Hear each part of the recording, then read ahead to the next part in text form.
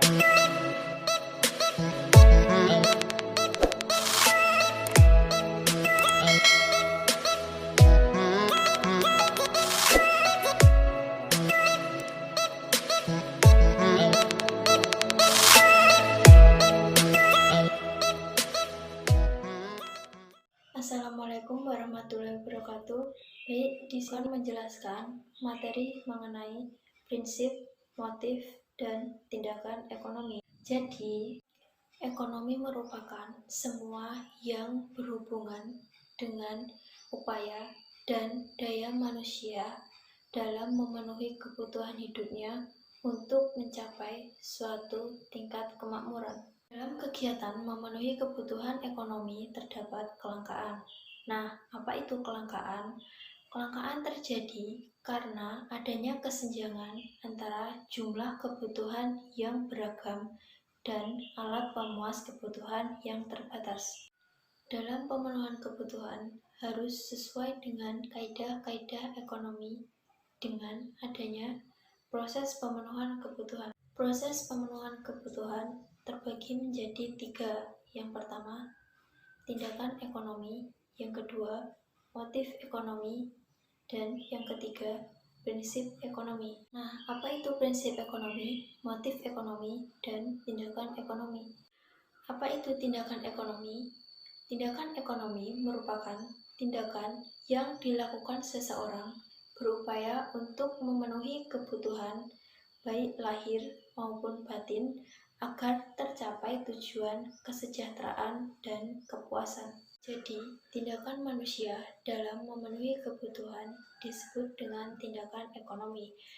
Baik tindakan dalam memenuhi kebutuhan sandang, pangan, papan, sekunder, primer, maupun tersier. Mengapa manusia memiliki tindakan ekonomi? Itu terjadi karena adanya motif ekonomi.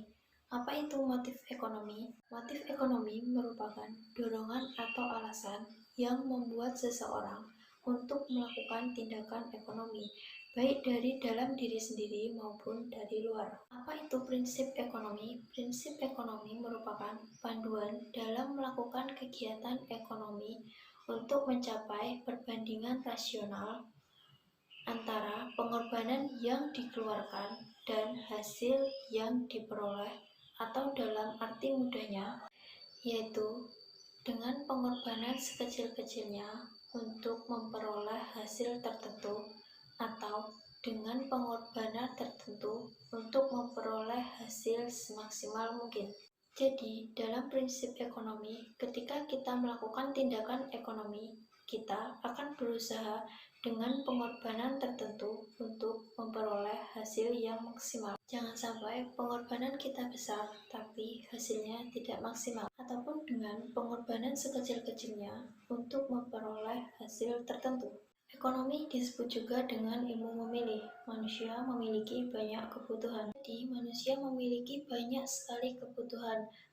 Kebutuhan yang banyak ini tentunya tidak dapat terpenuhi semua. Karena kebutuhan manusia bersifat tidak terbatas, sedangkan alat pemuas kebutuhan bersifat terbatas, sehingga terjadinya kelangkaan. Nah, di sini menunjukkan adanya keterbatasan. Keterbatasan biasanya terjadi karena adanya 2 hal. Yang pertama, terjadi scarcity atau kelangkaan. Yang kedua, terjadi karena adanya harga atau price. Selain kelangkaan, konsumen juga dibatasi dengan harga, yaitu ketidakmampuan konsumen terhadap suatu harga. Dan manusia harus menentukan pilihan. Nah, cara membuat pilihannya.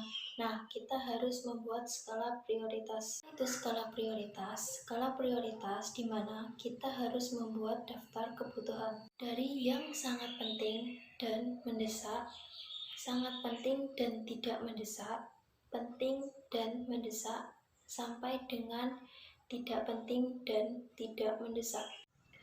Agar kita tahu mana kebutuhan yang harus dipenuhi terlebih dahulu dan mana kebutuhan yang terpenuhi kemudian hari. Nah, dari sini kita sudah memiliki banyak pilihan. Untuk itu, dalam menghadapi pilihan, ahli ekonomi memperkenalkan prinsip dalam pembuatan keputusan yang dikenal dengan the power principles of individual decision making. Di sini ada 4 prinsip dalam pembuatan keputusan individual. Jadi, prinsip yang pertama adalah people face trade-off. Jadi, manusia menghadapi trade-off. Apa itu trade-off? Trade-off adalah kondisi di mana manusia dihadapi dengan berbagai pilihan dan ia harus memilih salah satu pilihan dan meninggalkan yang lain. Contohnya, kalian sebagai anak sekolah, kalian menghadapi trade-off. Kalian menggunakan malam untuk bermain gadget atau untuk belajar. Orang tua juga menghadapi trade-off. Untuk apa? Uang dan pendapatan ia habiskan semuanya. Apakah untuk makan dan minum atau untuk ditabung?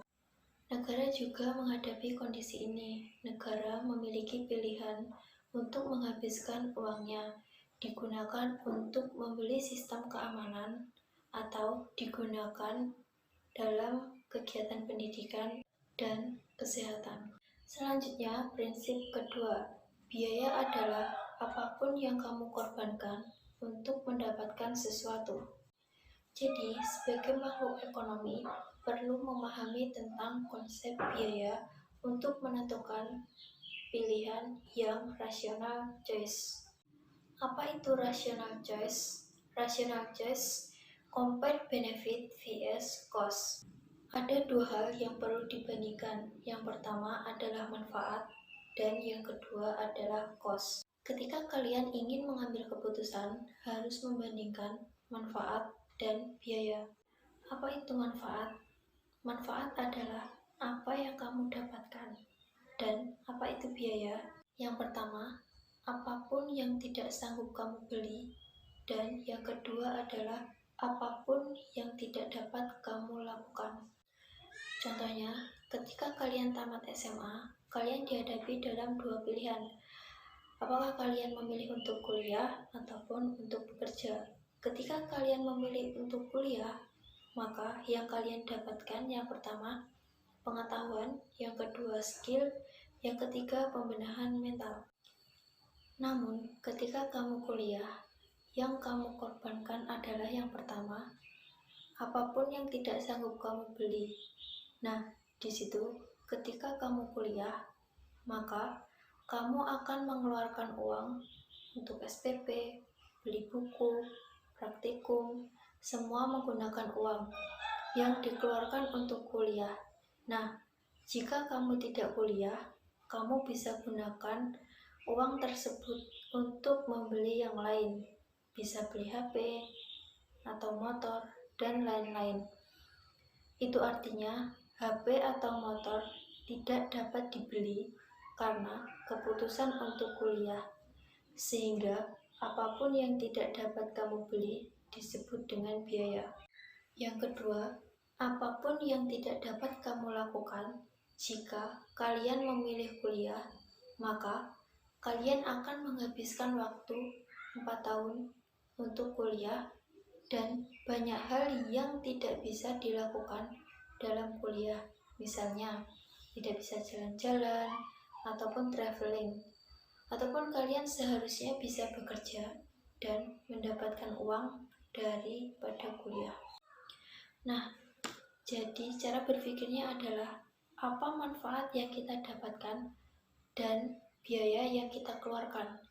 Jika manfaat lebih besar, maka kita harus mengambilnya. Yang ketiga, berpikir pada margin. Apa itu margin? Margin dikenal dengan tambahan. Berpikir tentang manfaat tambahan dan biaya tambahan. Untuk membeli atau tidak, kita harus memikirkan manfaat tambahan yang akan diperoleh. Misalnya, kita telah memiliki koleksi berbagai macam kaos dan kemeja di lemari kita. Ketika kita sampai di mall, kita dihadapi untuk memilih apakah kita membeli kaos atau kemeja. Di sini kita harus berpikir, apakah manfaat tambahan yang kita peroleh dari menambah satu kaos, manfaatnya besar atau tidak? Jika penambahan manfaat yang kita peroleh dari membeli kaos lebih besar daripada biaya yang akan kita korbankan, maka kita beli. Namun, jika margin cost dalam membeli sebuah kaos adalah lebih besar dari margin benefit, maka kita harus tinggalkan. Yang terakhir adalah respond to incentive. Apa itu insentif? Insentif adalah harga. Contohnya, jika kalian akan ulangan ekonomi, maka guru kalian akan menyampaikan beberapa kisi-kisi ekonomi dan ia mengatakan bahwa materi-materi tersebut akan dikeluarkan dalam ujian. Tentunya, kalian akan mempelajari materi tersebut sebaik mungkin, karena kalian akan mendapatkan keuntungan yang besar. Itu artinya, kalian bergerak karena adanya insentif atau motivasi atau dorongan, atau dalam ekonomi adalah harga. Ketika harga apel naik semakin mahal, maka sebagai makhluk ekonomi kita harus berpikir mencari pengganti, misalnya buah pir. Kita harus merespon terhadap harga agar kita mendapat manfaat yang lebih. Sekian materi pertemuan kali ini, semoga bermanfaat. Assalamualaikum warahmatullahi wabarakatuh.